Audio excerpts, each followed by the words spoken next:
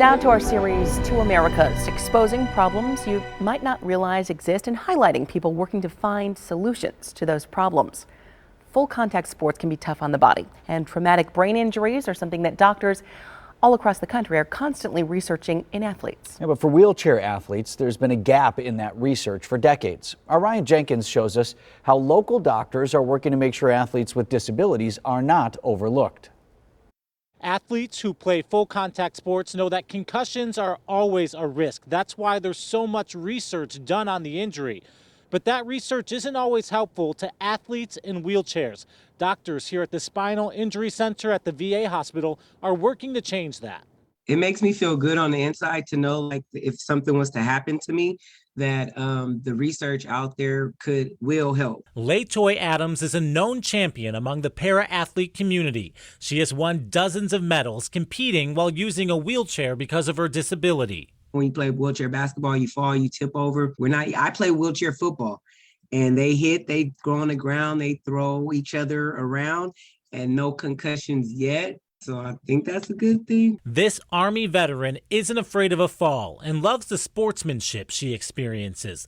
Luckily, she's also never been seriously injured, but the risk is there. It's why Dr. Ken Lee, who oversees the spinal cord injury unit at the Zablocki VA, and his resident, Dr. Michael Harper, decided to focus research on concussions, specifically in wheelchair athletes. We want to afford the same opportunity for wheelchair athletes as an able-bodied athlete when it comes to sports-related concussion.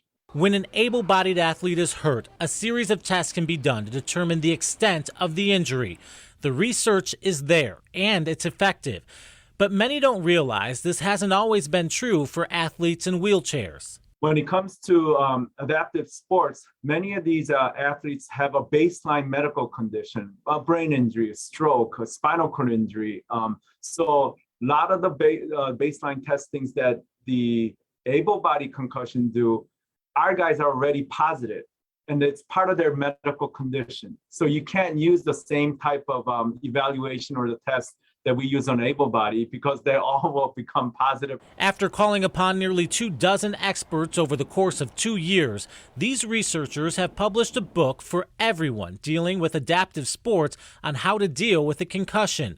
Research that Latoy says will bring forth confidence in athletes who want to play the sports that she loves. I think for the future athletes in Paralympics and things like that, having this research is going to definitely take their game to a next level. They'll feel secure in the research that is going on with concussions. An effort to bring better health care to athletes who are as equally competitive and driven to become champions as their able-bodied peers. 50, 40 years ago, nobody was wondering or even caring about adaptive sports, people in a wheelchair. So I definitely love the research. Ryan Jenkins, TMJ4 News.